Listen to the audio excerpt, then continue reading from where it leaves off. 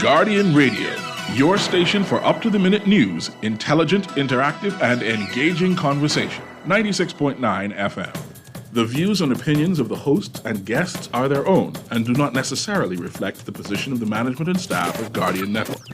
You have to be strong in today's world. Keep your focus and what you believe in, how to achieve all your dreams. Keep moving forward, never accept less than who you are. Live your best life. Be strong and free. It's the Hit Back with Nahaja Black. The Hit Back with Nahaja Black is sponsored by the Cancer Treatment Centers of America, Dwayne Sands of Elizabeth Estates, J.S. Johnson, Baja Retreat and Spa, Mario Woodside, independent candidate for Nassau Village, Nassau Motor, Colina Financial Advisors Limited, and the Progressive Liberal Party.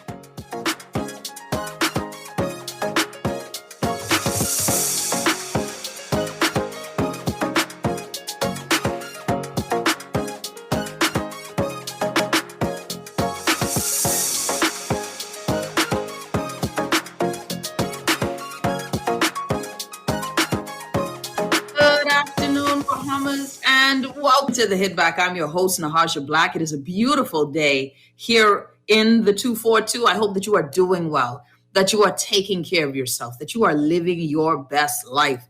Listen, there's a lot of things going on in country, but the most important thing will always be family. And I pray that your family is doing well, that I pray that your family is healthy, that it is being strengthened in this distress, that it is being fortified. You know what I mean? That, listen, there's no easy thing in life. All the good things require effort. All of the supreme jewels require a little of chafing, a little heat, a little chemical reaction. And life is filled with those chemical reaction moments. You grow in those moments. We are supposed to, exceed and magnify and expand. That the nighttime is vitally important as the day. The rain just as vitally important to sustaining life as the sunshine. There are good days and bad days, but joy will come in the morning. Be encouraged in your relationships, man. I want to encourage you in your relationships. If you've lost loved ones in this season, be reminded that we will see them again. I do believe in that. I do believe that we will see our loved ones again. And remember all that they've added value to. If you got to forgive some people, you've got to forgive some people. Do it for yourself. Release people of all of the things that they've done wrong to you so that you can be unburdened from your despair. That's a serious thing. I think a lot of us, the reality of this season has changed and shaped us. And some marriages have strengthened, others have weakened. Some relationships have strengthened and others have weakened. And I think that in this season, there's some introspection that needs to happen. You got to let some people go and you got to bring some people in. You've got to, know who to add and who to take away. That's that kind of life we're living now. And I think that this is what it has taught me. COVID has taught me. Keep your plans moving forward. Move forward. Move forward. When life keeps you in a stalemate, move forward. When you don't have a job, consider the books you could buy to learn and to build yourself. Connect with people. Get into new groups, cyber groups, into new groups on LinkedIn and new groups on Clubhouse. Find new networks so that you can expand yourself. We got a big show for you today, filled with great guests. We've got joining us a political candidate for the Seabreeze constituency. I'm very happy to have her on. Very happy for the party that she also represents, so we can bring some balance to this. I'm super excited on that.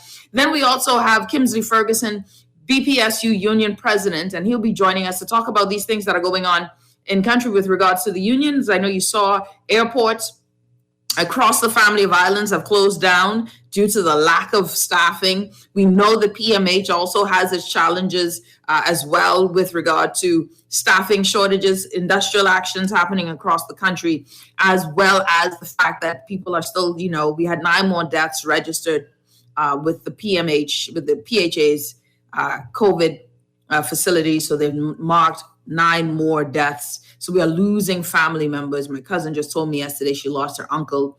I've got friends who are in quarantine now, exposure to COVID-19. So this is a real thing. And so I want to encourage everyone in the season. But we got a full show for you today. Also, we got to ask questions, but we'll talk about it a little bit because there's some things that happened this weekend that got me a little perturbed as well. But I want to welcome to the show without further ado, that's what they say, without further ado, I want to welcome to the show vying candidate for the Seabreeze constituency, representing the Free National Movement. Very excited to have her on, Mrs. Maxine Seymour. Maxine, welcome to the show. Please unmute yourself. Make sure we get your audio. Welcome to the show, Maxine.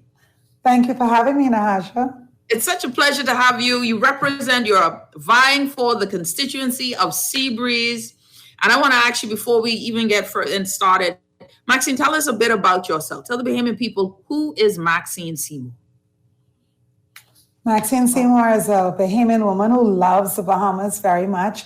I'm a professional, wife and a mother, and I've lived a life of service from childhood to now, and served at the community level, served children in nonprofit organizations, at church, family, neighbors, friends. And so now I want to take that service to the national stage.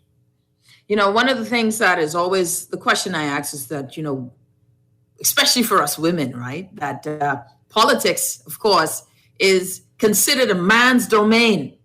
And that, when women decide to do this thing, we are deciding for a cadre of reasons. When you decided to make this decision, Maxine, to put yourself out there, what was the precipitating factor? Well, I see my entry into politics really as an answer to the call of God on my life. But I will tell you that from a child, I worked alongside my aunt in the 80s, campaigning in Exuma for the FNM. And my family is FNM. And Exuma traditionally doesn't necessarily prefer the FNM. And so my family would have lived through years of, what I would call victimization from the PLP. And so I just wanted to advocate and to make it better. And then in the 90s, like in 1992, some almost 30 years ago, I connected with the late Honorable Teresa Moxie Ingram, who mentored me from then up until her death. And so I've been actively involved in the party for 30 plus years. And now here I am in front line. Yeah. And you know what? I like the story. I like the fact that you brought up the point. Exuma doesn't necessarily, and so it's going to be an interesting one. I think a great race that'll happen in Exuma and Ragged Island this season coming. But you're vying for the constituency of Seabreeze. Obviously, we know that Seabreeze, its former member of parliament, was the former member of the former cabinet minister, Mrs. Lanisha Roll. And now you're coming in for this constituency that is hotly contested. Tell us about your ideas and plans for Seabreeze. Well, I just want you to know that my plans for Seabreeze center around the residents of Seabreeze, their concerns, their desires, their dreams for the community. And so I was very intentional about not coming into Seabreeze and just creating some nice flyer that I thought everyone would like and just saying that this is what I'm going to do, because I don't believe that that's the role of a representative, to come and wave a magic wand over a community and just fix things. I believe it's about representing their views for their community. And so I connected with Seabreeze residents, and in those conversations, there are some key points that recurred. One of them had a lot to do with traffic management, public transportation, neighborhood safety was a big one. The empowerment of entrepreneurs kept coming up.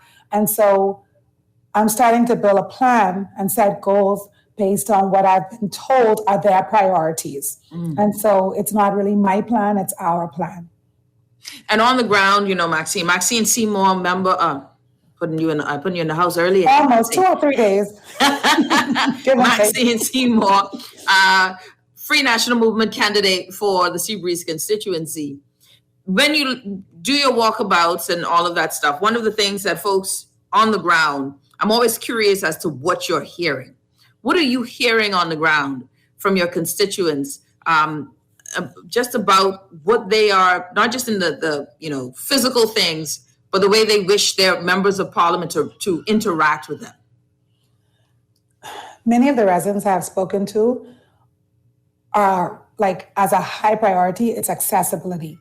Their thing is that, yes, I see you now. Yes, I can reach you now. Am I going to be able to reach you on the 17th? And so accessibility is a big thing for them. Relatability. I'll be honest, it seems as if they really like that, you're one of them, you're down to earth, you can gel. You know what I mean? Whether that's, hanging, whether that's sitting on a literal concrete block under a tree and talking to some gentleman, or, well, it's COVID now, but whether or not you're on like a veranda with somebody talking to them, the reality is that they want you to be able to, relate to them, be accessible. They want to know that they can know you by first name and you know them by first name, and that most importantly, you represent their views, advocate on their behalf, and push their priorities, whether that's in Parliament or with government ministries and departments or wherever. So we're going to take a quick break. Maxine Seymour, political candidate, Free National Movement candidate for the Seabreeze constituency. Maxine, we will be back right after this. You're listening to the Hit Back with Nahaja Black, Guardian Radio 96.9 FM.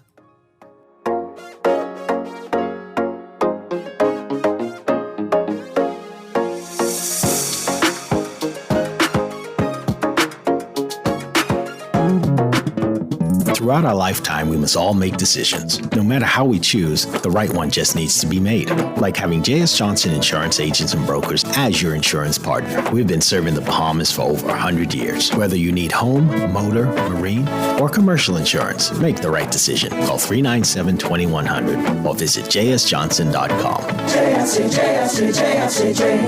Johnson Insurance. Peace of mind. Hello, Bahamas. My name is Dr. Dwayne Sands.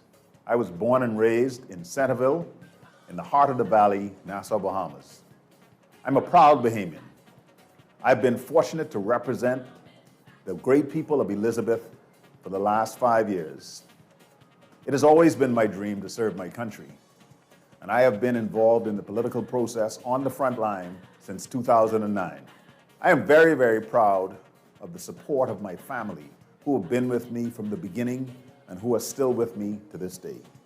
In particular, my wife, Larica, and all of my children. And actually, there's quite a few of them. I'm actually a cardiovascular surgeon. What that means is I take on the sickest people with the biggest problems every day. And so for me, the political process to deal with the challenges facing our country is pretty much par for the course. It's what I do every day. I am happy to be a part of the great team of the Free National Movement under the leadership of Dr. Hubert Minnis. We are indeed Elizabeth Strong. This has been a paid political announcement by the F&M candidate for Elizabeth. When I had got prostate cancer, my family didn't know if I was going to live at Cancer Treatment Centers of America. Within days, I got an appointment. They presented me with treatment options, and we set up a robotic prostatectomy. When my scans came back, there are no signs of cancer. They don't see you as a number, they see you as a part of the family. I'm going on with my life. It's a real gift. Call us at Cancer Treatment Centers of America. This is Guardian Radio 96.9 FM. Fresh news, smart talk, all day. It's the Hit Back with Nahaja Black. It's the Hit Back with Nahaja We're back. You're listening to the Hit Back with Nahaja Black, Guardian Radio 96.9 FM. Joining me, we got a good show for you today, filled with, just tons of topics today. I really will tell you. Is today Monday? My God, it feels like it's a solid Wednesday. Time is just not working with me now. We need all of this to be done. Joining us, of course, Maxine Seymour, F&M candidate for Seabreeze, wonderful guest on the show. Maxine, thank you again for joining the show. It's a pleasure to have you on. thanks again for having me. Okay, so now Seabreeze, of course, just by and large, you wanting and moving into this political arena is always exciting, and it's great to see fresh new faces. God's willing for your party, I'm sure you guys are optimistic and looking forward to a September 17th victory. What would you say to the Bahamian people who are listening, some who may be a bit skeptical of change, right? About change just overall, regardless of which party, but change in the trajectory of the way the country is going. What words would you say that would give confidence to the voters that the Free National Movement, and in particular Maxine Seymour, are the right choice, is the right choice for the Bahamian people? Well, our country is at a crossroads right now. And the reality is that we need strong leadership. We need focused leadership. We need a party that has the people as its priority. And most importantly, continuity is also very important, especially during such critical times.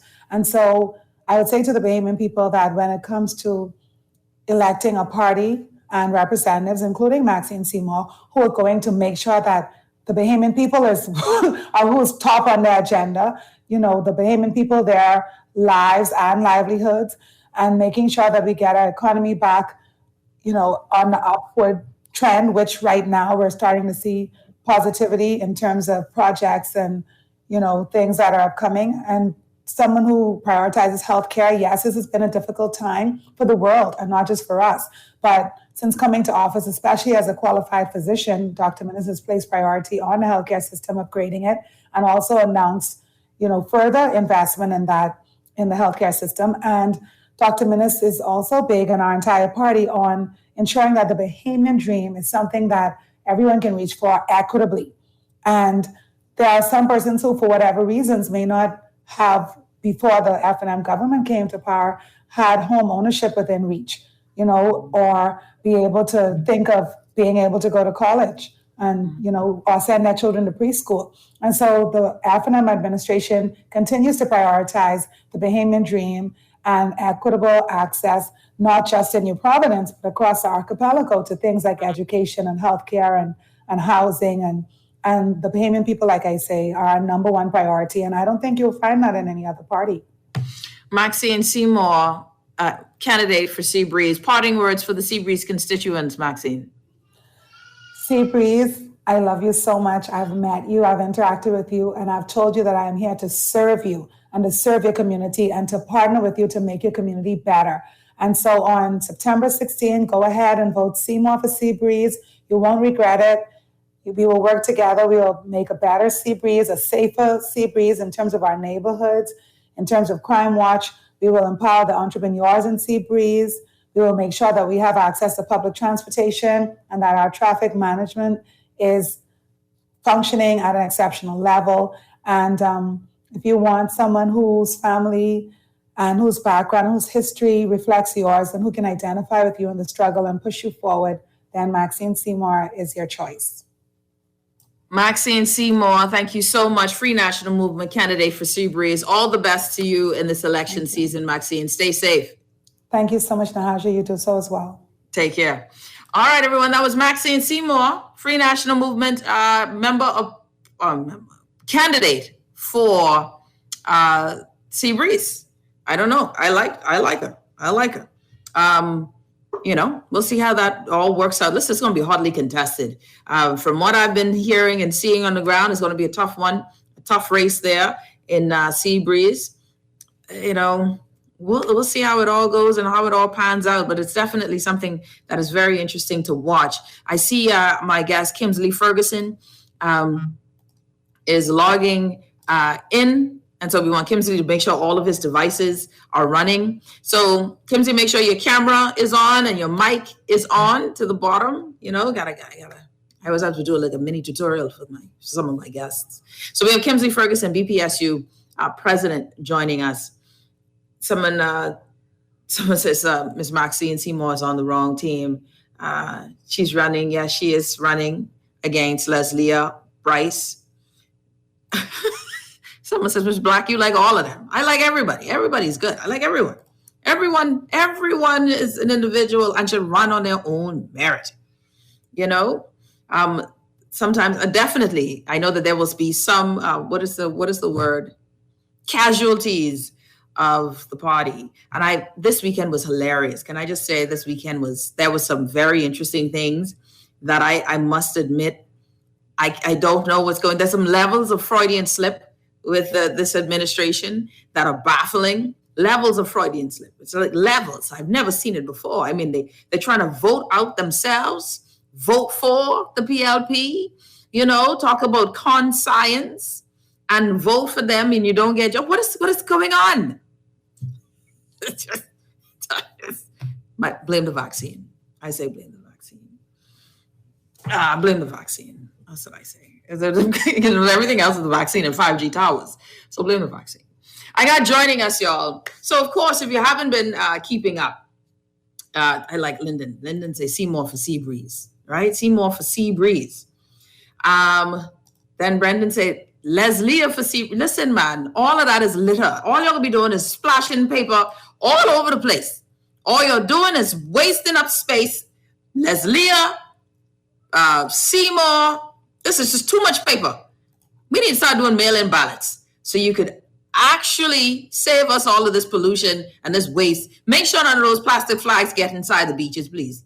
I just can't. Thank you, right? Someone said they scared us koi. We need to start doing this. Is just too much paper, for God's sake. Said, what did the Bible say about confusing them? Charlie, confusing the they're confusing all the enemy. All right, so let's move along. I got all kind of things going on here, all kinds of things that we have to get to. I want to bring on BPSU Union President, BPSU President. Of course, you have been, and good afternoon to everyone who's just tuning in. Don't forget you can follow us on Facebook and YouTube, like and share. We also are on Spotify. So we have a podcast and you can follow us, go on, I think it's Guardian Radio on Spotify, and you can go there and download all of our shows. Feel free to do so. But of course, right here live online, Facebook and YouTube, follow, like, share. All right. So we've seen today big news. Y'all saw my good friend Daryl Miller and Levin Miller making noise in the airport in Abaco. Why was Daryl making noise in the airport in Abaco? Because Daryl was stuck in Abaco. But my good friend Daryl and my good friend Levon Miller will be here tonight. We will be doing that election night show, blah, blah, blah. Why were they stuck? Well, if you didn't know, the airports, quite a few airports, major airports around the Commonwealth of the Bahamas were closed. Then we also found out that there is a sick out at certain parts of, PMH. That's interesting as well. I want to bring on Kimsley Ferguson, all the way from whatever office Kimsley in. I don't know where his office is. Kimsley Ferguson.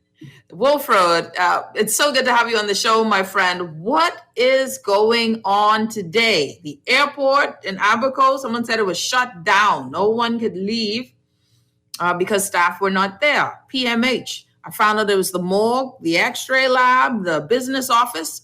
We are on a sick out. What's going on? Good afternoon, Bahamas. Good afternoon, Nahaja. Thank you for having me today. Nahaja, I can say that there are a litany of issues in relation to a number of entities that the union represent. I can say that the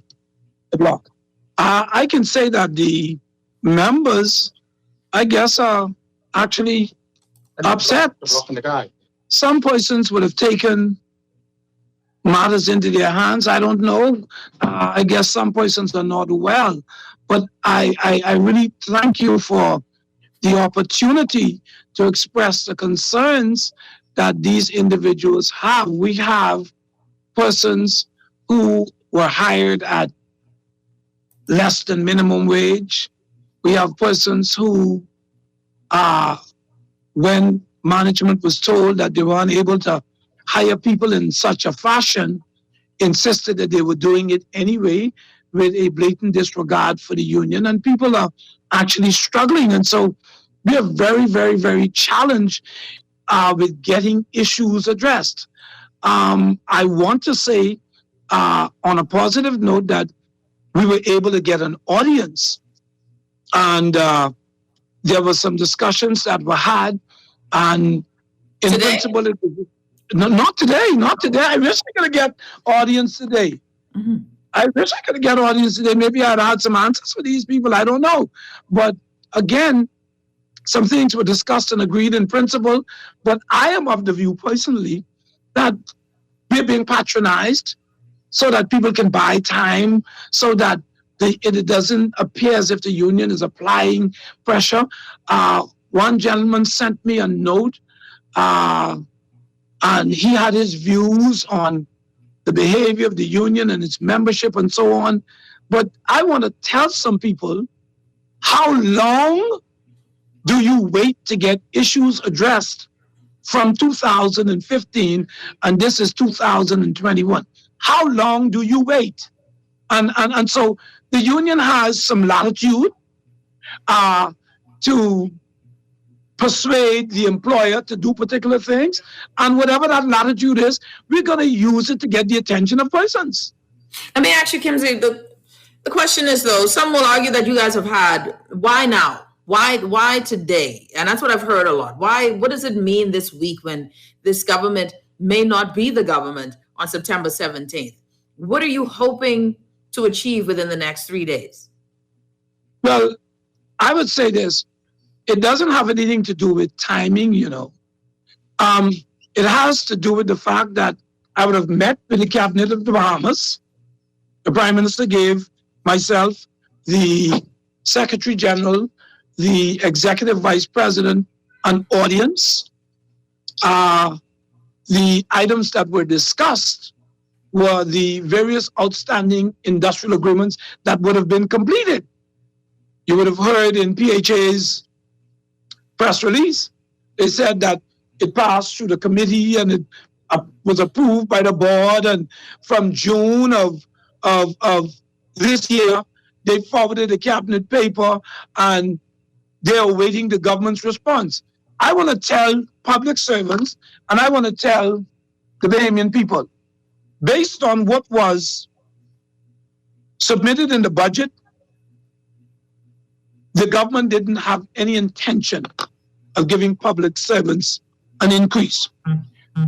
To compound that, Nahaja, the government was obligated within a particular time frame to come to the table. It's now been since Hurricane Dorian. We've been writing, we've been making appeals to get back to the table. We even extended ourselves to the government and indicated if the government is not in a position to do particular things, then let us make a commitment with a view to when the government is in a position to do what it needs to do, or based on the commitment that has been made, then we can address it at that time. But I was told in the cabinet, with all those ministers representing the various ministries, that it can't be done like that. But I've been around the trade union movement a long time, and plenty of agreements are signed, and the payments for those agreements are deferred. But for whatever reason, I guess they thought I was a goose or something. But I would say today, the workers in this country are tired. They are tired of the manner in which the worker representatives are being dealt with. I was amazed that I was able to get an audience with the entire cabinet. And while I was in there, the attitude in there was dismissive because apparently they had an agenda already. And so I guess in their view, I wasn't singing the chorus that they wanted to hear, so they just dismissed me. Hold that thought. We're going to talk on that. Let's take a quick break. We have to take a quick break. When we come back, more with BPSU President Kimsley Ferguson on this. Let's find out a little bit more. What's the next thing? We will be back right after this.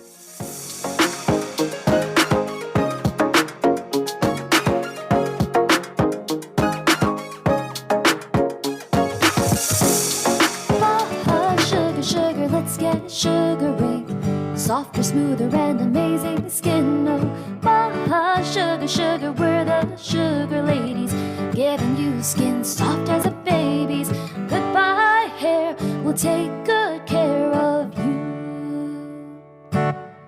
Come visit us at Bahar Retreat Spa on East Bay Street. Contact us at 323-6711 or visit us online at www.baharretreat.com. There is a better way forward, and it starts by leading with compassion. PLP leader Philip Brave Davis.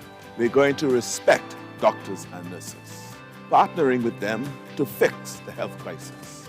Deputy leader Chester Cooper. The same way of doing things just won't work anymore. We'll create new jobs and new industries, building an economy that works for everyone. Join us, and let's change our country together. This has been a paid political announcement by the PLP. You invest in your children, your home, and your community. But are you investing in your financial future? At CFAO, we specialize in investment management, retirement planning, mutual funds, and private wealth management. Our team of experts never stops helping you plan for tomorrow. Because tomorrow begins today. Call us at 502-7010 to see what our financial advisors can do for you.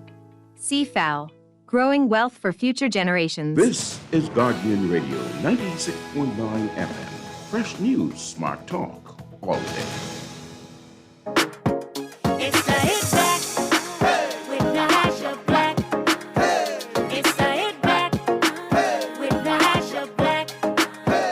It's the Hit Back with Nahaja Black. It's the Hit Back with Nahaja Black.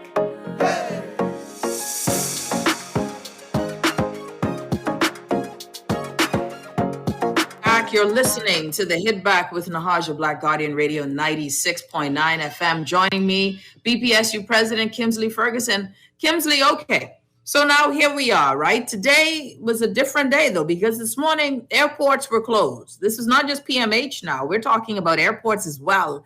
Help people who are not understanding the reach of the BPSU and what is going on now that we have airports closed because of staff seeking remuneration and support. Nahaja, like I indicated earlier, these issues were issues that were outstanding for some going on 6 years.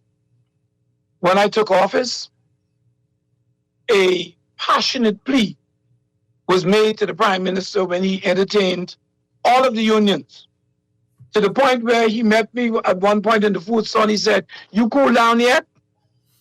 And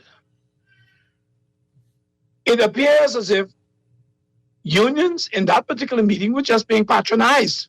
I want to say this. There's some families that are struggling to make ends meet. These individuals are not agitating for anything that is not owed to them or that they're not entitled to. And if I sit idly by and just allow the government to have its way, then it means that the union might as well be non-existent. And so, again, I draw reference to the fact that unions have particular latitudes or particular things that they can do to become persuasive and to get the attention of the employer so that the employer can address the outstanding concerns. There are too many outstanding concerns as it relates to persons at the airport authority. There are too many outstanding concerns as it relates to persons over at the Public Hospitals Authority. And again, I would have asked the Prime Minister the question if he gave instructions to the various permanent secretaries to display the same attitude that the government is displaying towards unions. Because I would have written the Ministry of the Public Service, the permanent secretary over there, Mrs. Donnella Bodie, to get some issues and concerns addressed. I haven't gotten one response in almost 4 years. This is an indictment. These persons, that is the Human Resource Department of the Public Service. And it's disappointing that I would have to air that publicly. It's very disappointing because they know their jobs. They know what the issues are because the union write, and the union asked to have an audience to get these concerns addressed. We cannot even get an audience.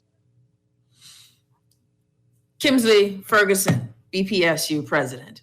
All right, Kimsley, well, let me get to the nitty gritty of it then. I mean, do you believe, because to be frank with you, Kimsley, I don't know what you guys are expecting in this hour, right? In this, because if they didn't care before, you think it's just got 4 more days. I mean, like 3 more days.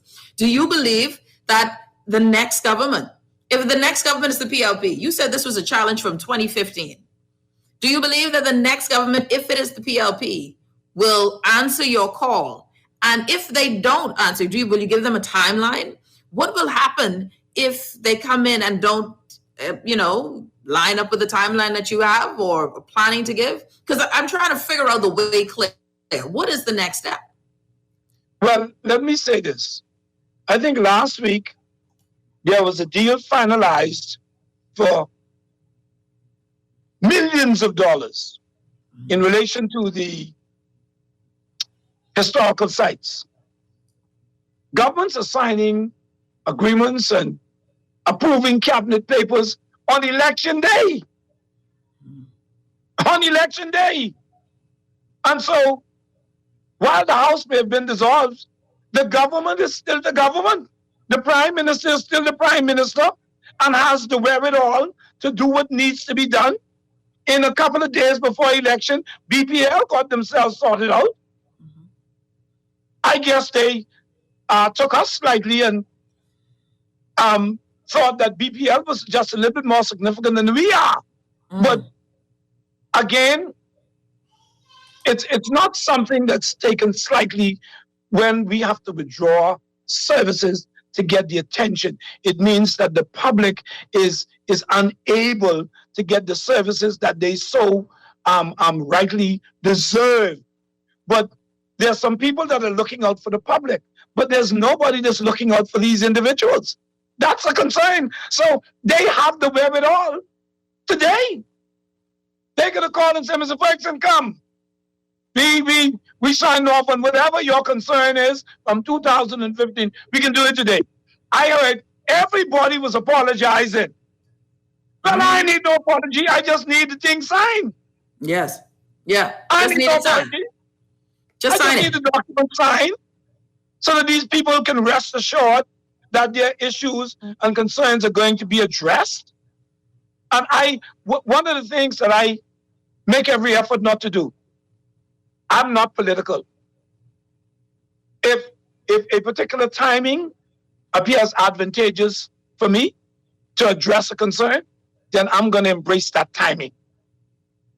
Again, what it says to this particular administration and the incoming administration, whoever they might be, is this is the stance that we will take in the event that our issues cannot be resolved. And so I'm not political at all. It doesn't matter to me who the government is. I have some members that are on both sides of the political divide. And so we need these issues addressed. We need some attention brought to these things so these people can at least be satisfied that they're at least getting an audience. And I can report back to these individuals and say, rest assured, A, B, and C is going to be dealt with. Kimsley Ferguson, BPSU president. Kimsley, now we're here. We are still here because this is the first time you've been on my show. This isn't the first time this month, this year. We have been doing this for 3 years now, I think. And with so many unions. And one of the things people can say about the hit back is that I'm union friendly. I believe that labor is important. I do believe that we negotiate, we bargain, and we go back and forth. And that sometimes don't believe everyone is a winner. I hope you look forward to win-win situations, but at least some budging. Here is where, with all of this, Kimsley, and I hope you're still with me. You look like you froze there for a second. So let's see if we can. Yes, you are still with me. Good. So Here is where I think folks will sit and look now and say, okay, what else should we expect? Are we anticipating that the sick out will last longer than today? Was this an official sick out or just an unofficial, wow, I can't believe so many people are sick. This COVID is really bad. What is the anticipation expectation? I am very concerned myself, and I am hopeful that nobody's contracted COVID-19. I don't know whether or not it's a bad case of food poisoning. Whatever is happening, my prayer is that the workers would be able to recover really quickly and return to give the Bahamian people the service that they so desperately need. Again, the union took a strike vote earlier in the year. That's still in the union's back pocket. If the need arises, that strike vote would emerge and industrial action will take place. Take place. I really don't take slightly passing threats. I like to make promises to individuals. And again, the people in this country need genuine union representation. We don't need anybody that's going to sell the workers of this country out because they have a propensity towards a particular political party. I don't. And so, again, I want to say to whoever the government is going to be, or whoever the outgoing persons are going to be, or the incoming persons are going to be, this is the Bahamas Public Services Union's stance on behalf of its membership to vehemently pursue the concerns of our members, leaving no stones unturned. Remind the Bahamian people the concerns again. What is it again that the BPSU members want? We have a number of agreements. That PHA agreement has been completed going on 2 years now. It's passed through all the stages of approval. According to the Deputy Managing Director, Mr. Laurent Burrows, he indicated that from June of this year, a cabinet paper was forwarded, and he's waiting for approval from the government to address the concerns in relation to that industrial agreement. There are so many things associated with that. There's the hazard pay. In the midst of this COVID-19 environment, people are dying. People are skeptical about going home. They're shedding their clothing on the porch just to make sure that when they go into the house, they don't jeopardize their families. Hence, they cannot receive what they so desperately need to take care of themselves and their families. The airport authority, we, in principle, met with the Minister of Tourism, the Permanent Secretary, Mr. Cargill as well, along with the union's attorney, and in principle, they agreed to honor the industrial agreement that we completed. To find out, about 2 or 3 weeks later, we received a missive indicating that they were advised by the attorneys not to honor the agreement because it had already expired. Wow. So what we did, we had already agreed to all the items. We resent the agreement and we gave it room to expire. We sought to get to the table. Some things took place that cost us to get their attention. There was supposed to have been massive promotions at the managerial level in the airport authority.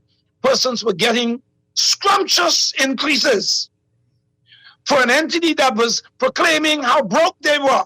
Mm-hmm. But yet the persons at the lower end of the totem pole were receiving nothing. It is unacceptable.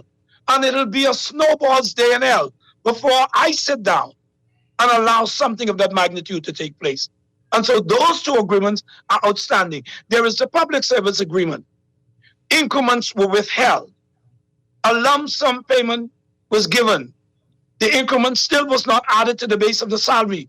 We would have written numerous letters appealing to the Minister of the Public Service and his team to let us get back to the table, extending the same courtesies and latitude that we did to the Public Hospitals Authority, indicating that if the government was not in the financial position to address the payment of it, we would have agreed to a deferment of the same until such time as the government of Bahamas was in a position to do so.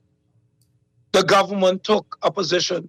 We ain't giving public servants no increase. And I really wish I had this audience at least earlier. I would have had every public servant down to the Scotiabank building there, Trade Winds building on Bay Street. And we would have greeted those members when they were coming out. And they would have had to give public servants some answers.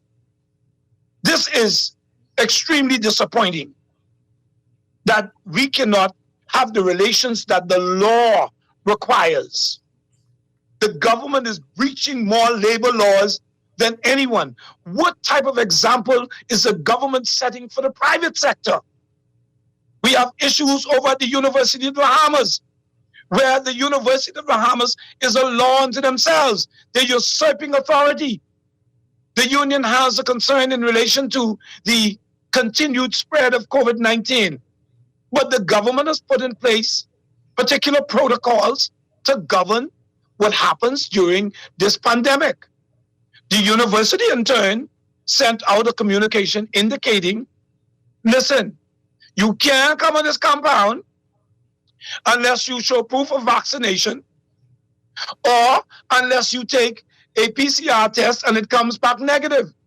Well, please tell me, where and when did the University of the Bahamas become sovereign in this country that they can pass laws that are inconsistent with the laws and policies that were formulated by the government of the Bahamas? Help me with that, Nahaja. Well, that's a whole other story. Kimsey, I got to ask you this before I let you go, because that's a whole story by itself, what you brought up with the University of the Bahamas. But let me ask you this here. Going back to something I had asked you earlier, your confidence in, what I thought of was you said 2015. That means that the former Progressive Liberal Party government, the previous government and this one have not listened to your concerns. Really has not really been amicable, have not, well, and this one, they just, that seemed to be the running theme of this one. They don't even sit down. But nonetheless, neither one. Do you feel as if it would be different if if they change and you bring in the PLP? Do you think that it'll be different, or does it even matter because you're all standing firm? Well, I'm going to say this to you, and I'll respond and answer that question this way. We will have a little more of the same. We will have a little more of the same, regardless of who the government is. Workers are tired. We are keeping the wheels of this country turning. Scripture says, thou shalt not muzzle the ox that tread out the corn. I like that one. That's our position. That is our position, and we're firm in that particular position. And the workers of this country are now uniting. They're coming together in solidarity because they understand. And I can tell you, moving forward, you're going to see a oneness. You're going to see one movement in relation to the trade union movement in this country because people understand the power of oneness. And so that's coming. And I think for any government, that can be extremely scary. This is something else. I like the way that sounds. I like that unity stuff. I love that stuff there, Kimsley, because that's the only way you're going to get change. If you do it together. If you do it together, and we really get the attention of the powers that be, because they play this game, They try to buy out the top so that you can silence the majority. But I don't believe in that. I think that you have to fight for the people and not be, silenced. Kimsley Ferguson, thank you so much. I appreciate the time. Continue your efforts for BPSU. Hopefully we get these things resolved, because we need the airports. We need our lab techs. We need all of our staffing at PMH. We need everyone to be back to business and happy doing their jobs. Kimsley, thank you so much, my friend. I appreciate you. Stay safe. Thank you, Nahaja, and you do the same. All right. Kimsley Ferguson, BPSU, our president, joining us on the show. Your thoughts. I want to get your thoughts after the break. You're listening to The Hit Back with Nahaja Black, Guardian Radio 96.9 FM. We'll be back right after this.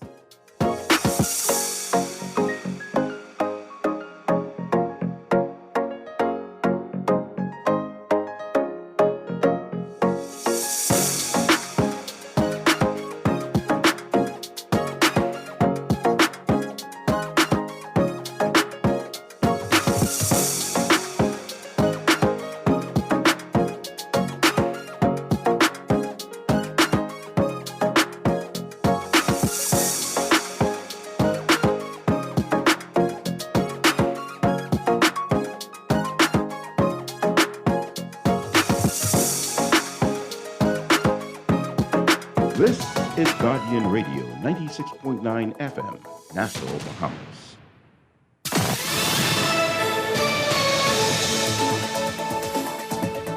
You're listening to the Guardian News Network. Good afternoon, everyone. I'm Taylor Ferguson. Here's what's making news.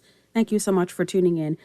The Union of Tertiary Educators is giving BTBI and government until Election Day to respond to its demands. UTEB leaders are pushing for back pay and the resolution of several issues. Solidarity! Forever! We stand together, we stand united. We touch one, we touch us. You touch one, you touch us. People are fed up.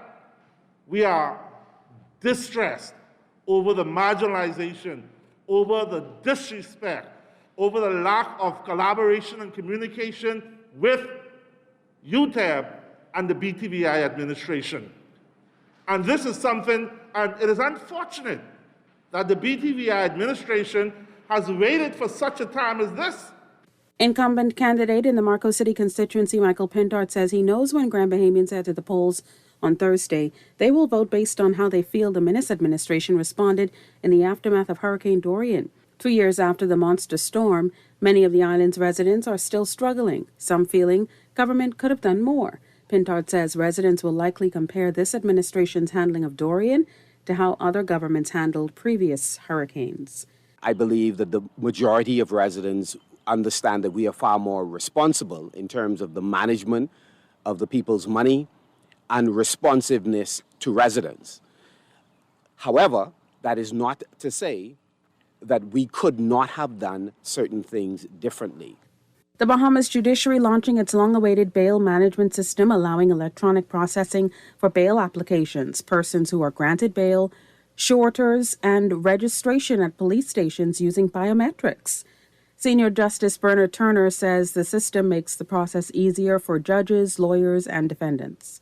But even more importantly, for a person who is remanded into custody without counsel, that it provides a mechanism by which that person, unrepresented or pro se though he be, is able to approach the courts in a timely and effective fashion. Kiosks have been set up in the criminal registry, the Bahamas Department of Correctional Services, and several police stations in New Providence and Grand Bahama. And that's what's making news. I'm Taylor Ferguson. AP News is coming up next. Afghanistan. I'm Tim McGuire with an AP News Minute. Secretary of State Antony Blinken tells a House committee that the Trump administration's deal with the Taliban was terrible. As part of that agreement, the previous administration pressed the Afghan government to release 5,000 Taliban prisoners, including some top war commanders. Meanwhile, it reduced our own force presence to 2,500 troops. As Washington readies for Saturday's planned rally backing hundreds charged in the January assault on the Capitol, Capitol Police arrested a man who had a bayonet and machete in his pickup truck early this morning outside Democratic National Committee headquarters. A swastika and other white supremacist symbols were painted on the truck. The man told the officers he was on patrol. The rally organizer, a former Trump campaign strategist, says the event honors what he claims are political prisoners being unfairly prosecuted. Security fencing has been requested, and reinforcements are being summoned to back up Capitol Police. I'm Tim McGuire. Tired of banks forcing you to use technology to bank the way they want you to? Your convenience is important. So no matter what your banking needs, Commonwealth Bank's friendly staff are always available in branch for that personal one-on-one service. But when you choose technology, our online and mobile banking app offers you state-of-the-art functionality. The choice is yours. Commonwealth Bank. Bank the way you want.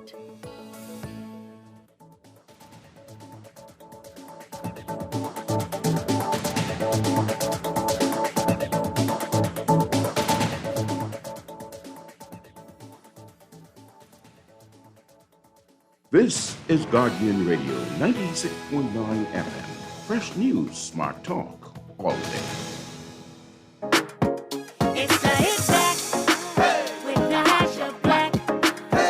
It's the Hit Back with Nahaja Black. It's the Hit Back with Nahaja Black. It's the Hit Back with Nahaja Black.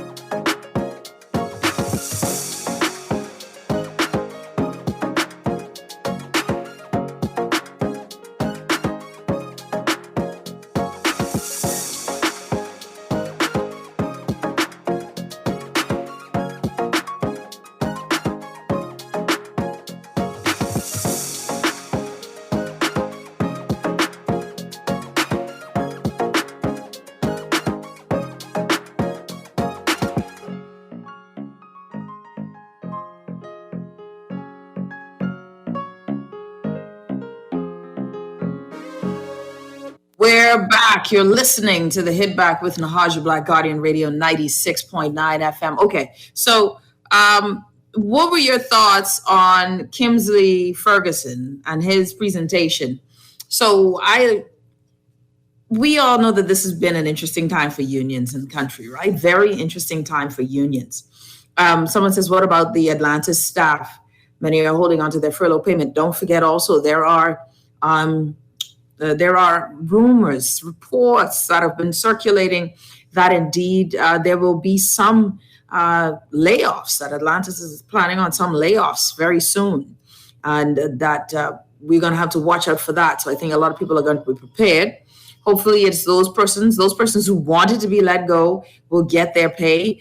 The concern is to the percentage of what was owed. That's a whole thing to watch for, and it should be happening. It was said alleged to happen this month, end of this month. So that is something that is very concerning there for Atlantis staff. But it is, listen, I want y'all, okay, let's do this because we got a lot of stuff to talk about today. So, I've been said, okay, Nahaja, we need to be fair. That's what I get a lot of. I said, okay. See, I said, okay, let's be fair, right? Let's be fair.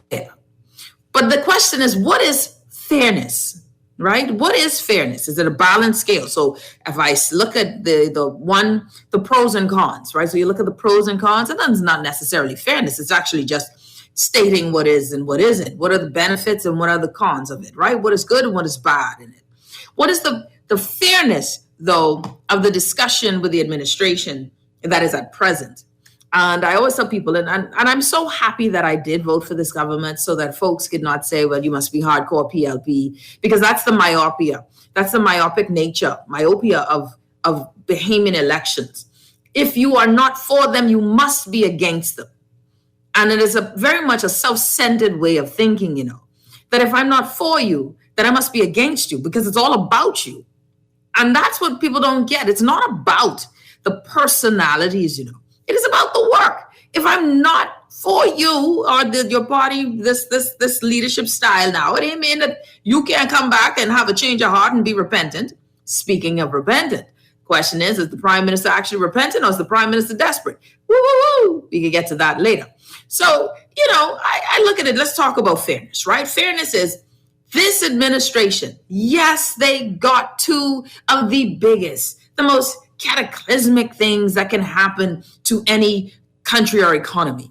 What we've learned, ladies and gentlemen, with the advent of Hurricane Dorian, which, by the way, we still haven't done a good thing with memorializing the lives lost, right? Like, seriously, this shouldn't be hard to memorialize something so tragic and massively significant. But we're even having a problem just admitting how many people have passed away. Like we can't even get to that. Like, how many people have actually died? Like, can we get to that number? You know how crazy it is that we can't even give a real number of persons gone. You realize how crazy it is that families will have to wait 7 years, pay all of those levels of insurance. But when we know for certain, when the community can identify the fact that Mrs. Barry had 3 children and a husband, they were all together. She's the only survivor. Like, what do we think is happening? Massive serial killer spree in Freeport, in Grand Bahama, and in Abaco? I mean, what are we thinking is happening? Get the people the death certificates. Yes, it's going to cost the insurance company something, but that is why we pay for insurance. Really? Really? Who will we protect? That's why it bothers me when they say it's the people's time. You can't even say that this, in good conscience, you can't even say it this time. Because the people's time would have been the hell with the companies and how they feel. This is their duty. This is what we buy insurance. We don't buy insurance hoping that our family members pass away. We don't. Unless you plan on killing them. That's a whole other show. All right? That's a whole other show. We ain't in there. But the fact that we can't even admit to numbers, the fact that we won't go out of our way and say, says now Nahaja, it's the law. Exactly which law, Ms. Pettikin? Help me out with that. What exactly now is the law? Because these things are so, like, simple things should be done to show compassion and empathy. But I'm straying. I'm digressing totally. Let's get to the point. Let's be fair. The government is seeing 2 horrendous moments. And it is not just the government. The government is the manager of it. The government is the one who's supposed to be leading us, and the tacticians of getting out of one thing, getting into another thing, propelling and moving us forward, right? So this is in terms of style and leadership. I always go back to that. We are in, it's the law now, the 7 years of missing people, but can we do something that circumvents that? And when did it become the law, Ms. Pettikin? And I like the fact that you brought that up, and I'll go and dig deeper on that, right? Because did we cement it in law? Because right now, it's not something where we can just say, okay, they are indeed missing, but we'll come to that because I don't know all the answers to that, but we'll come back to that. So now, here is where we are. If you're the one that channels us and gets us to this, I always say it's a job. It's a job that was signed up for. It's a job that just says that you've got to be a leader. You have got to lead us. CEOs, they get major, don't let nobody ever swing you. We've got companies in the world led by teams, right, that are making more in a year that we as a country will make in 25 years as total revenue. Okay? So just for the record, human beings are doing business on that scale.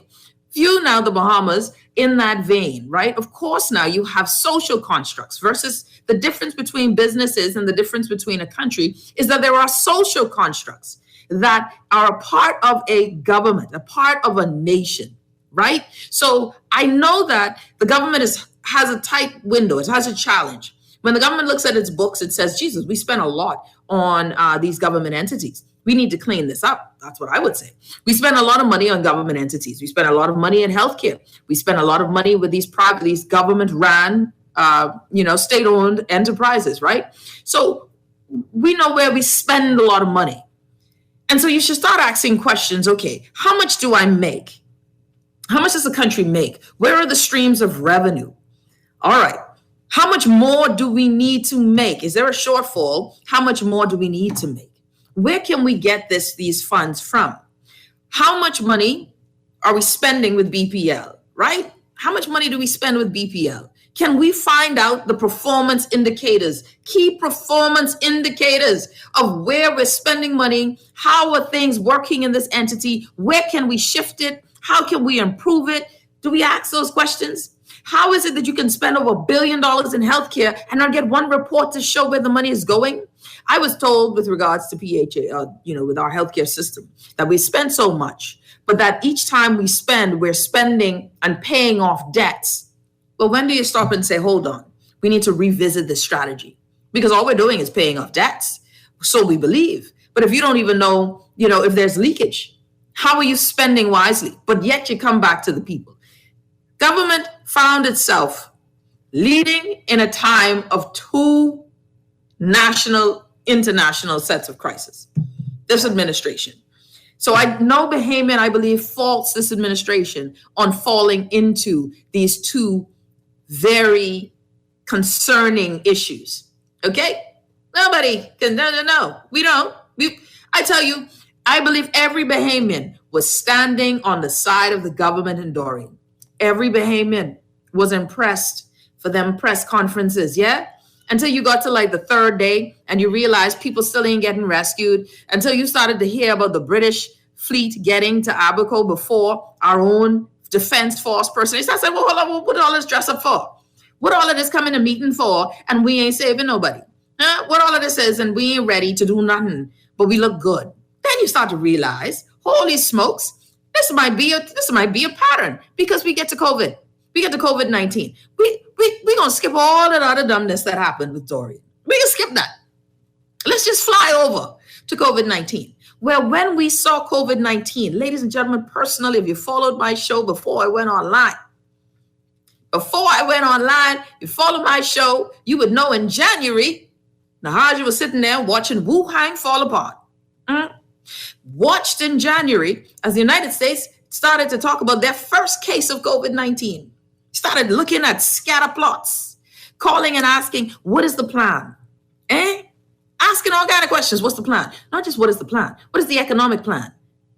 I mean, every Bahamian was also impressed when the Prime Minister decided to lock us down, and we all went with it because we were all scared.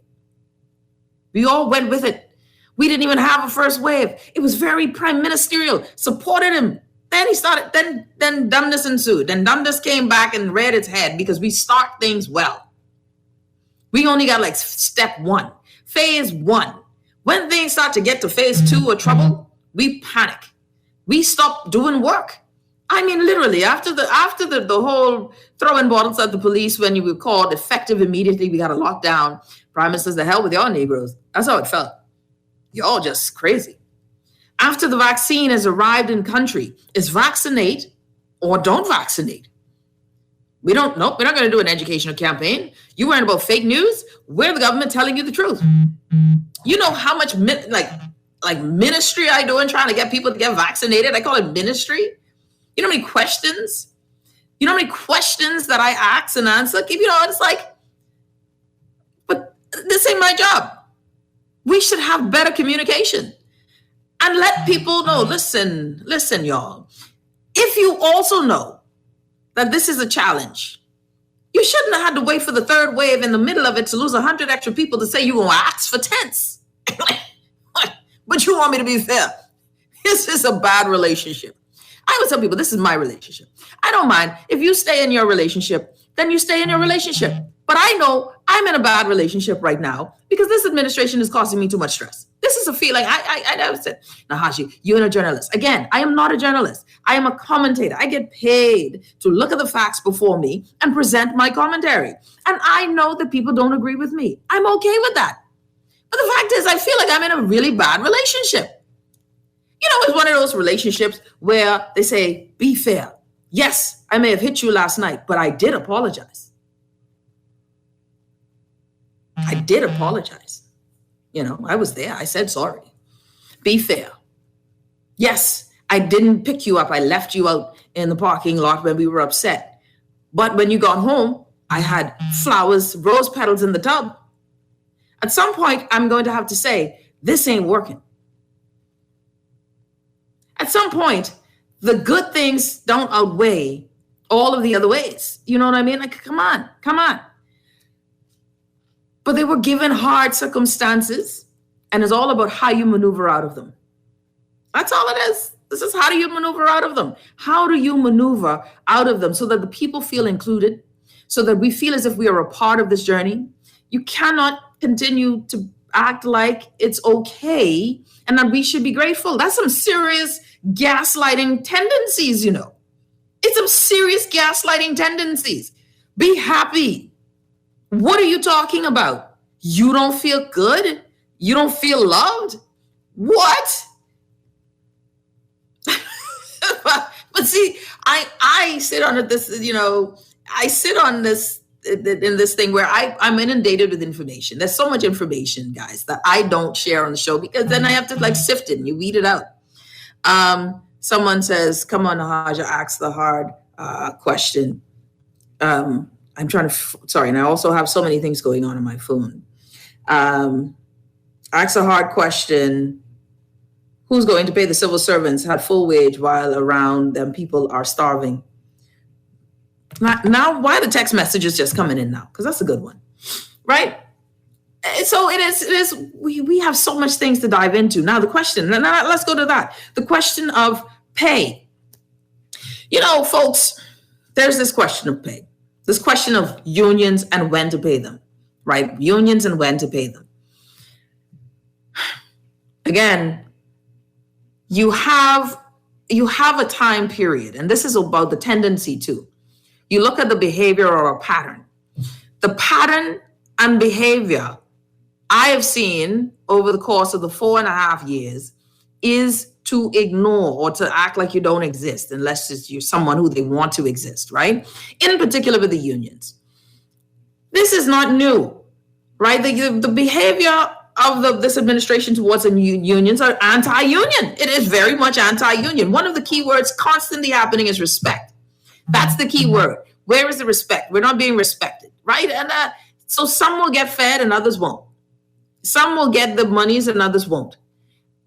And this is the challenge. You got to plan it out. You have to plan it out.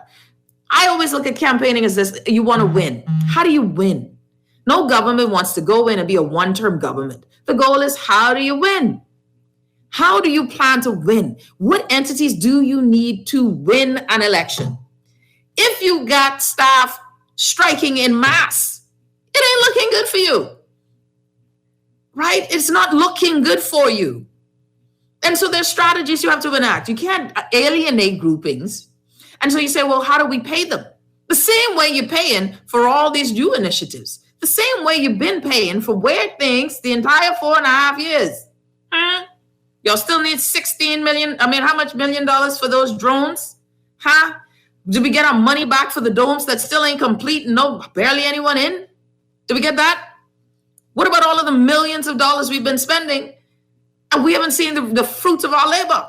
What is the return on investment right now from the urban, over the hill? What is our return on investment on a lot of these things that we're deeming to be for the people? These things need to be audited all the way. We still asking what's the return on investment on $250 million borrowed from the IMF? We're going to take a quick break, though. When we come back, some weird things keep happening. My prime minister says that based on the advance polls,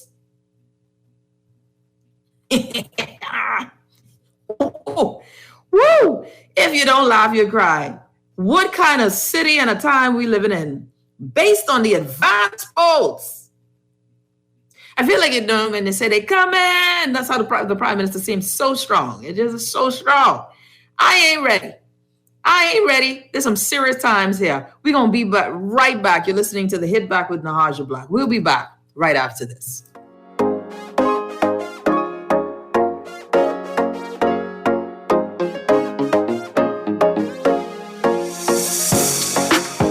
Here's a question.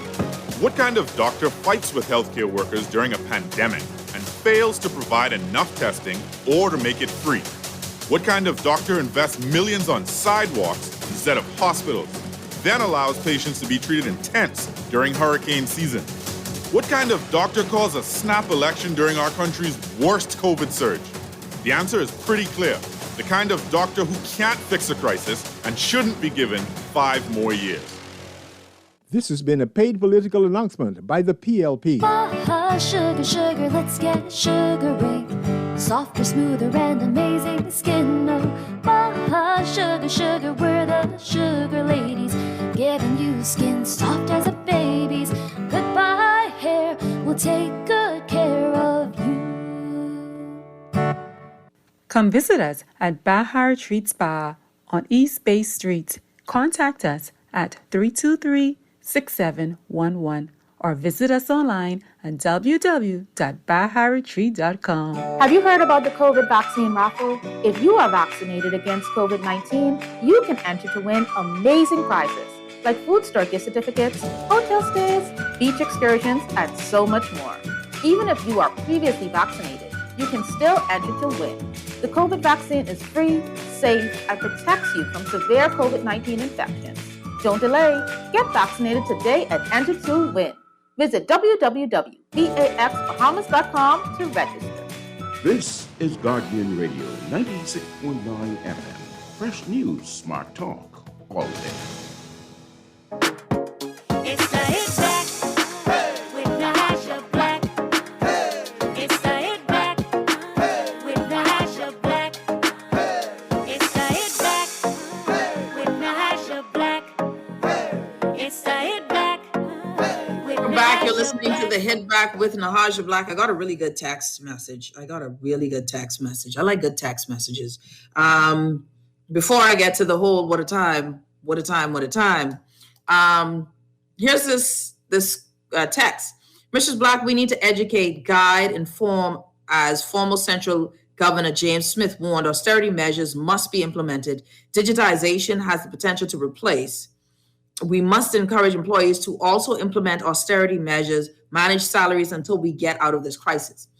To which, this is one of those hard conversations that must be made, right? Now, just so that we, and I agree to a certain extent with the texter. Each government, and this is what they're afraid to say it, But we know we need to cut back on the levels of employment within government. Understood. It has to be done. But what happens is we stop there with that conversation. See, so I look at a problem and I say, okay, what are all of the challenges with solving this problem? We know that government side of the burden of government in terms of being the largest employer, that is not healthy. We know we need to spur local economy so that we can replace government's employment. So I look at it and say, okay, that's where a lot of people stop. We need austerity measures. The government needs to cut costs. But the governments, each one, not one is innocent of this level of cronyism. Each one hires their friends, family, lovers, unqualified persons. Each one. Okay, let's just get that out of the way. Each one abuses the coffers. I could tell you of incidents right now where staff are crying out for the removal of one person who is the president, I think, of a bank here, a government-run entity, all right, begging for the removal. 36 firings in his 3-year tenure, okay? This administration found himself having to pay monies owed to staff for getting rid of all of those people off of the board, but then replacing them with folk. You said it was redundant, you didn't need it, and then we replace it. The last guys did it. Coming to the end of an election, man, we had tons of people. Each one abuses the system of hiring. So the first thing we got to do is tell those guys, stop hiring your people. Stop it. Stop it. Stop it. Stop it. All right? Make hiring something that is done internally. Don't make no promises. And then you know what? We are part of the problem too, because we anticipate, expect, demand that our MPs give us a job. But that's how they train us. But you come back and you say, well, they need to stop hiring people. But yet, a lot of people only getting jobs through the government because we ain't diversifying the economy. So I look at the problem and I say, how do I ensure that the staff, that Bahamians can work? Before you could let go of anyone, you got to know every person you let go of falls under the purview of the government's problem. Why? You got to feed them. Because a person who doesn't eat, who can't pay their light bill, has to resort to some means that is not wholesome. And that unwholesome means can lead into an increase in crime, an increase in social decay. So you can't just fire people to meet a quota. Because as soon as the government starts to reduce the employment without anywhere for those people to go, the challenge what we have with our young people today, coming out of school by the thousands, and there's no room in the inn to put them. And then we got seniors who can't retire because they've not had a savings. So they panic and then they stay on until they're 70 odd years old. Can't have a good life. All of this is making it a holistic issue, not just one thing. You look at the problem and then you analyze all of the things. If I do A, what happens? A causes C to happen. My God, man, I always try to figure out this is that. So then what do? You look at it as a holistic approach. How do I get, what is the major industry in country? Major industry in country is tourism. Who are the major shareholders in the industry? 2, 3, 4, 5 people. Half is Chinese, yeah? And the rest is God knows who. All right? Major stakeholders in the country. It ain't us. So how do you change that? To change and diversify the model. Many Bahamians are doing well in vacation rentals. Why? Because they got an asset called a home. How many Bahamians can get a home? Then that asks the other question, why so many of us can't afford a home? Then you got to start back at education. Why are young men not going to school? See, this is a holistic thing, changing the country. So you can't make promises that don't fix the principal things, the pillars of society, the things that are fundamental to the growth of an economy. How do I take care of my young people, giving them fundamental tools and skills to be better than the former generation? Start at the beginning. Start at the beginning. You can't start at the end. You got to start at the beginning. How do I fix some of the systemic issues that lead to crime, that lead to disinterested young people? How do we fix this? Right? How do we get more? How do we bring Bahamians back home who've done well and are successful and get them to invest using the capital that they've gained away? How do we spur these things? Because I can tell you now, they're talking about giving you free stuff at the bank right now, and this time ain't into no new construction. So it isn't just one thing. Yes, austerity measures are important, but now you got to think about all of the effects of those austerity measures. And what I haven't heard is this approach to understanding that we have this major goal here. What are the ripple effects of those major goals? What is the fundamental thing, the principal thing that will help spur and change this country for a better tomorrow? But now that requires true visionary leadership. When we say, listen, we know we have an economic challenge. How do we fix this, not just for today? How do we fix it for the long term? So when another Dorian comes, we have decentralized government. So that when another Dorian comes, our people are protected, and we've built out and created for the Bahamas to be leaders in environmentally conscious environment with regards to storm and preparation. What can we do in the interim? How can we make ourselves special and unique in the interim, apart from selling ourselves as great labor and a space for great sun, sand, and sea? That can make us unique enough to get global investors into something that builds the people up and not rips the land from under them. I mean, I just saying. I just saying. Someone says to get this country moving, food security, our fishing industry, these two alone could generate billions a year. I'm right with you. I'm with you. Someone says you're talking some truths and food for thought. Food security, we really have to discuss the amount of money we spend outside of country. And you know, the truth is, ain't been a big push by either party, because major funders are also the major merchants. The major merchants. Who makes the money? You know how much money food store owners been making in this pandemic? And then try to tell the staff they can't have feelings on the lettuce. Okay, and then let them, you ain't paying them. So don't do nothing on my lettuce. Don't do nothing on my lettuce. Just your guest saved. Here is something now, of course. Here is something. The Prime Minister this weekend was talkative. Ramkey, I'm so delighted to be here this morning. I'm traveling with my wife and, of course, the Minister who you just heard from. I want to bring you good news. We've had the advanced polling. We've been informed that the FNM had won the advanced polling. Yes. All right now. You have an opportunity to be a part of history. You have an opportunity for a female from your area, a female from Cat Island. Woo! Yes! Will unseat. All right, okay. We'll select her.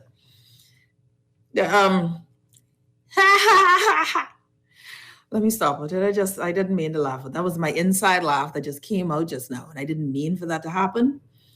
But I gotta ask you, did the Prime Minister did he say over the weekend in Cat Island, that was a whole other kettle of fish, that he has it on good authority? What a time. That based on the advanced polls, what a time, that the FNM is winning.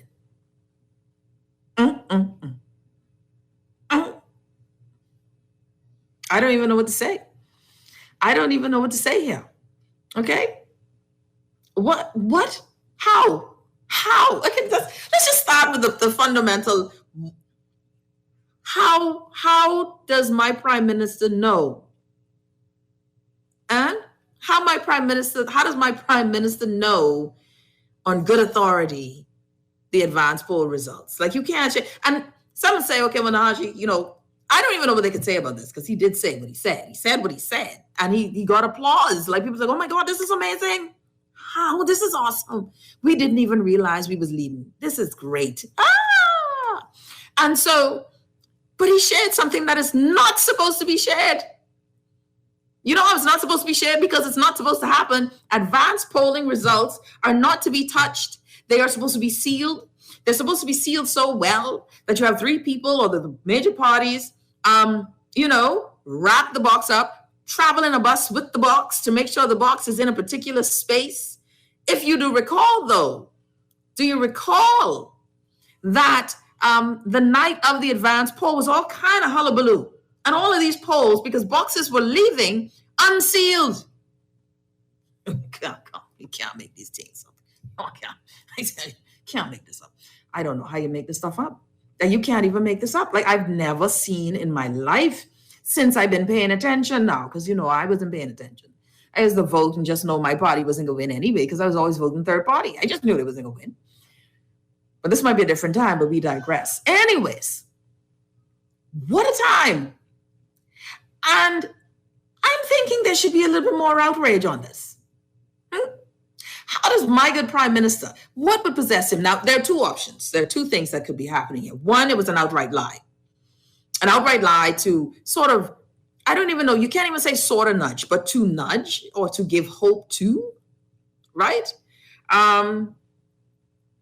Or it's true. I don't even... My thing is, but why would you say it? Even if there was skullduggery and you knew that, why would you say it? You're the prime minister. All of this is levels to me, levels. Even when I say dumbness winning, my God.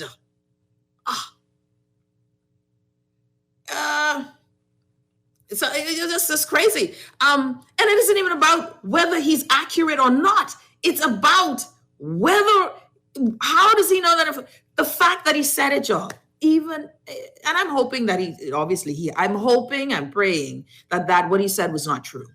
I would really hope and pray that what he said is not true. I'm leaning towards my prime minister just has a lot of Trump in him. You know what I mean? I'm leaning towards the fact that my prime minister may like to add or embellish or something that he did not do what on good authority. Whose authority? I would like to see those polls. Someone says that they were exit polls. Well, then say exit polls. Exit polls? Man, that's some next level stuff. And no one misheard him. He said what he said.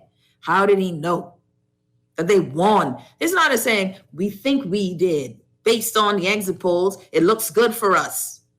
What a time. And y'all want me to be fair? I'm being fair. I am being very fair. This is, and someone says, this is why there are so many things that we must demand. Where we keep getting hosed by party colors, we must demand certain things. Certain things must be in demand. The Integrity Commission must be there. We must have automatic or this level of autonomy where entities can go and investigate without fear of reprisal. Not because I put you in as the commissioner of police. That means that you can't investigate me? What? Nah, man. And see, I'm watching this progressive Liberal Party. If they win, I wonder how much all of their hard mouth about things that were corrupt and untoward. Don't mind getting on the streets.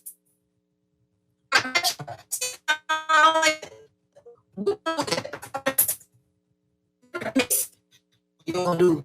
See, he said, "You're going to jail." You got people wearing shirts. Whew, we digress. When we come back, there's a lot of Freudian slip, but the prime minister did apologize. He did apologize. We will be back right after.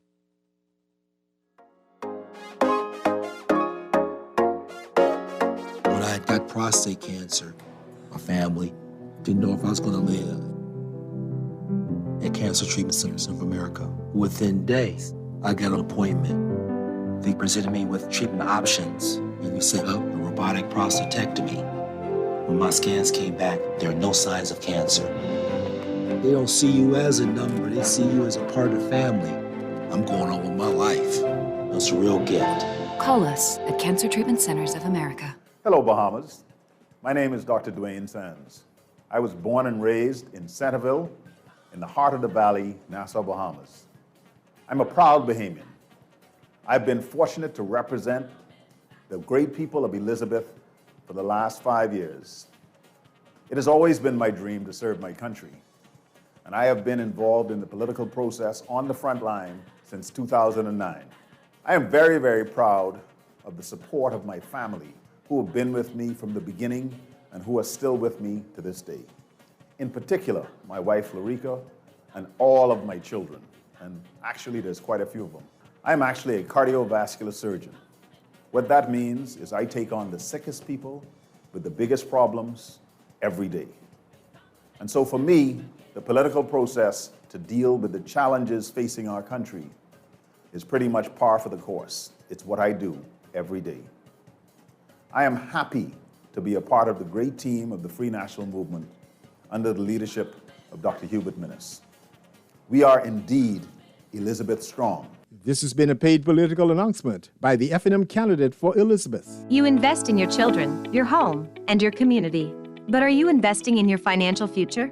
At CFAO, we specialize in investment management, retirement planning, mutual funds, and private wealth management. Our team of experts never stops helping you plan for tomorrow. Because tomorrow begins today. Call us at 502-7010 to see what our financial advisors can do for you. CFAO, growing wealth for future generations. This is Guardian Radio 96.9 FM. Fresh news, smart talk, all day. It's the Hit Back with Nahaja Black. It's the Hit Back with Nahaja Black. It's the Hit Back with Nahaja Black. It's the Hit Back with Nahaja Black.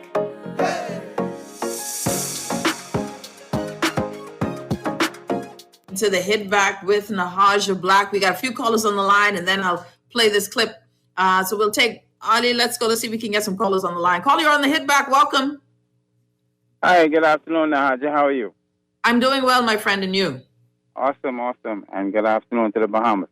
Nahaja, you know, the Prime Minister is running around all of the family islands and traveling all over the place telling lies about getting reliable sources that he has won the advance poll. But don't you think he should be walking through Kalani on his knees, repenting to these people who were supposed to put him in? He's running around talking about how he's giving his people the tools they need to win this election. But what happens if some of them win and he loses? Because, you know, he needs to be considered that, you know, those people in Kalani, he did not do enough for Bahamians, period, to touch enough people in Kalani. So he should be concerned about winning his own seat while he's traveling all over the place telling lies and stuff. He should be concerned with running through Kalani trying to win his own seat. So, I wouldn't be surprised, Nahaja, and like I said earlier, I'd go out on a limb, all right, and say that I doubt that he will win his seat because of the damage that the Prime Minister has done in this country. If those people, I think Bahamians are very intelligent people, you know, and you don't have to pump and prime them to secure their own future. And right now the Prime Minister is running around pumping and priming people, talking about securing their future, then he's trying to secure his own future because he needs another term to become a full pensioner. You understand? And he's walking on rocky ground, so he should really be concerned, and he should really stop traveling all over the place and getting Kalani because he got an upset coming in there. Thank you. Okay. Caller, you know what? You're the second person to tell me that today. I think that would be an upset for sure. A second prime minister being booted from his constituency. That's a big one. Thank you, caller. I appreciate the call. We have another call on the line. Caller, you're on the Hit Back. Welcome. Hi. A pleasant good afternoon, Nahaja. How you doing? I'm doing well, my friend, and you? I'm doing fine, thank you. Look, man, Nahaja, I wanted to get in on that conversation from you had Kingsley, what is his last name, Ferguson? Kingsley Ferguson, I think, the union president. Yeah. Yeah. I found very suspect his claims and the timelines of his claims. as it relates to what action he's going to take with this government or the next government, as it relates to his claim that it's going to be more of the same with your final question that you asked him, if he expects any difference between the current administration and a PLP administration, right?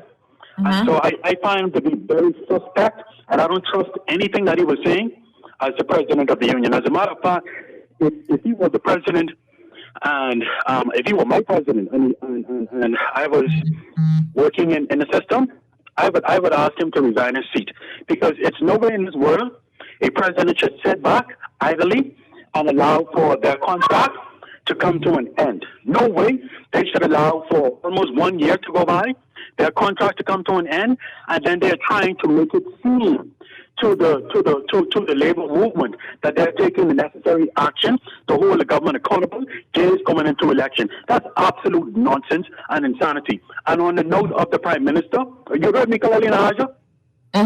Yeah, I can hear you. And on the note of the Prime Minister, this Prime Minister is the most incompetent of any government leader I would imagine in the history of governance in our country, right?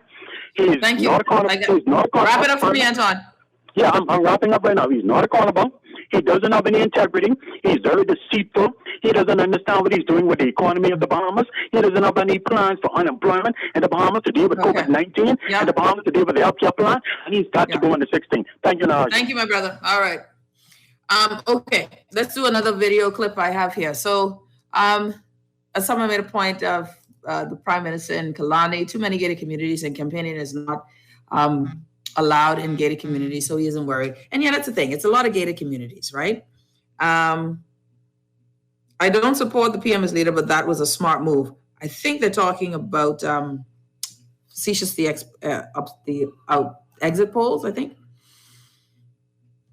But did he say from the actual parliamentary boxes, or he may have been talking about his people's calculations, exit polls, facetious? That's the thing. The way it sounded, he sounded like this was reliable, like he got this, not facetiously.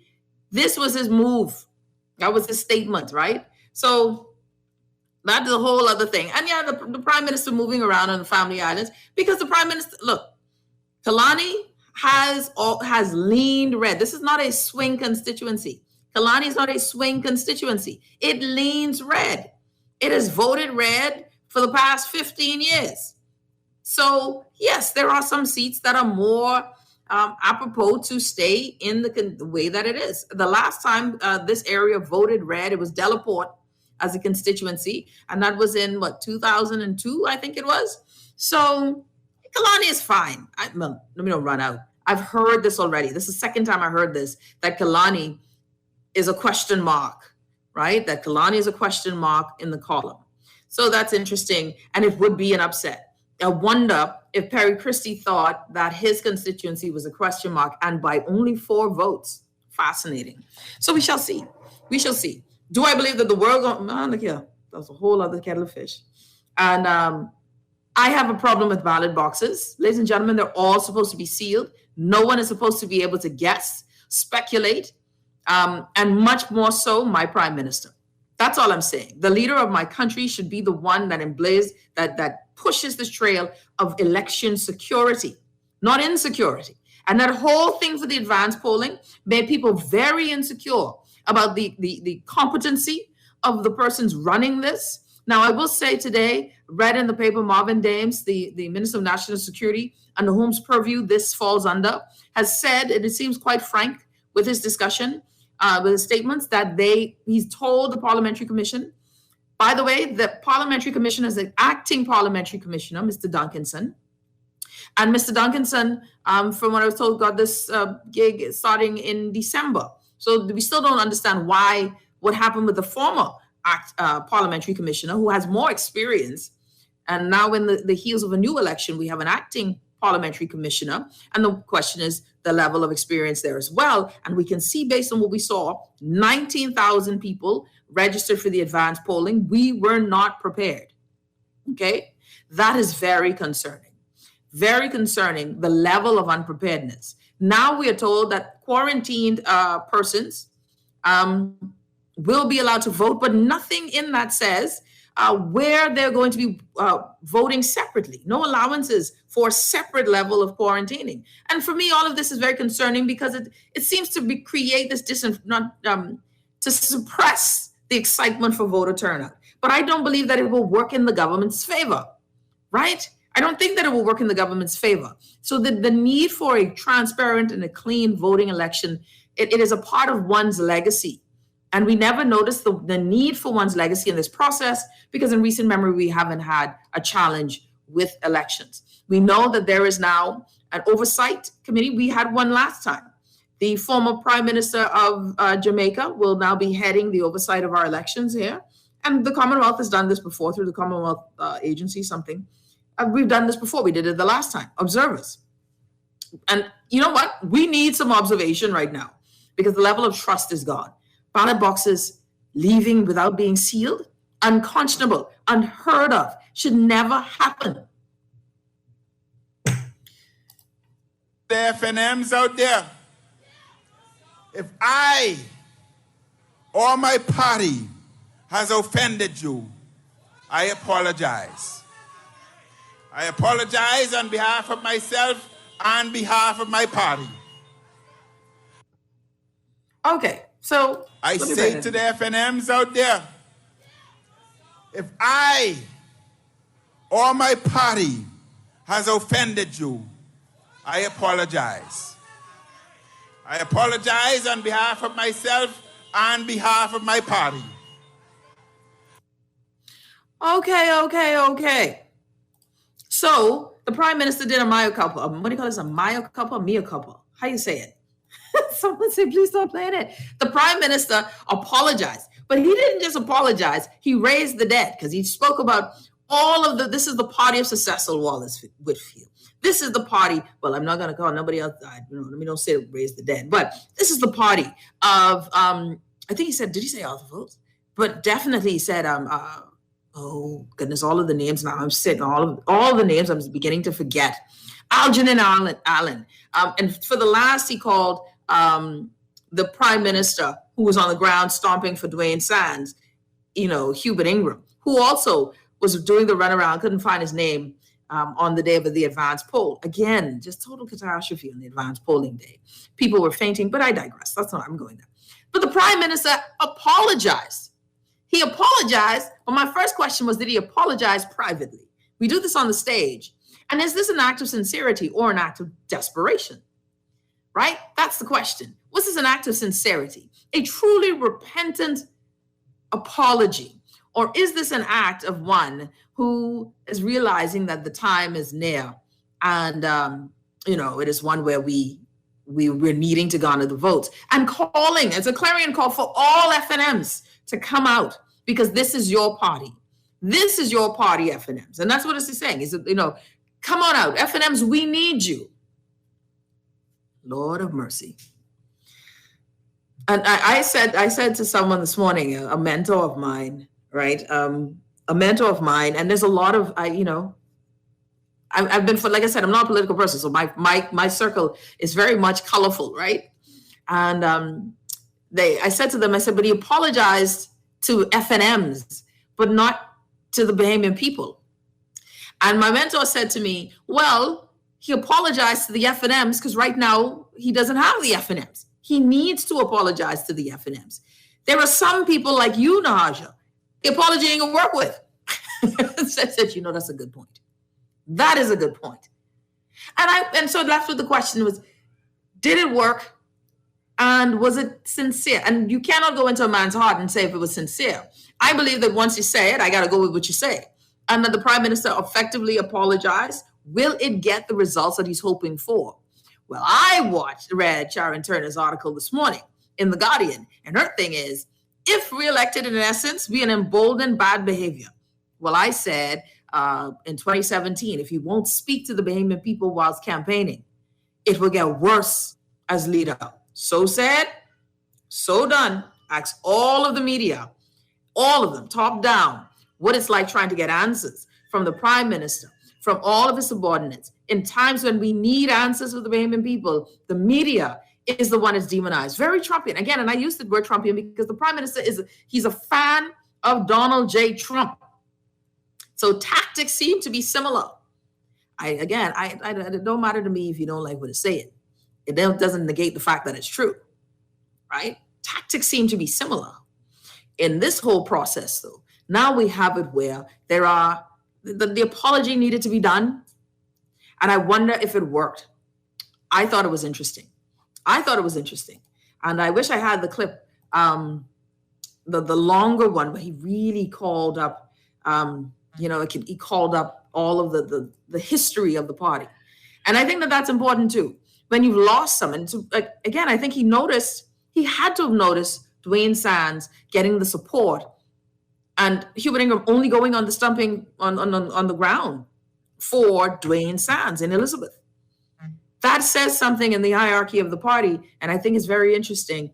To what degree has he lost his party? And that's all it showed to a lot of us, that you have to apologize in that way. But will it work? And that's all that matters. I don't think it was I know it wasn't for us, the Bahamian people, in by and large. It was for the F&M faithful. And for his sake, for the Prime Minister's sake, I hope it works. But it might be a little too late. Everyone, we got a lot of stuff to deal with. My good friend C.A. Nuri will be back. We've got new songs. We've got a lot more guests that we're going to be trying to squeeze into this time frame. A lot more news that we're following. Keep on saying, listen, the funny thing is, Frankie Campbell, saying vote for the PLP. why people vote for the PLP will tell you. Desmond Bannister telling you to vote them out, right? We've got the one of the candidates talking about conscience. It's a time. I don't know what kind of Freudian slips going on with the Free National Movement, but we got to keep them in my prayer. Keep the party in my prayer. I can pray for them because they all need our prayers. All the candidates need our prayers. Everybody, we out. Listen. Have a good one, y'all. See you guys later. You're listening to the Hit Back with Nahaja Black, Guardian Radio 96.9 FM. We're out.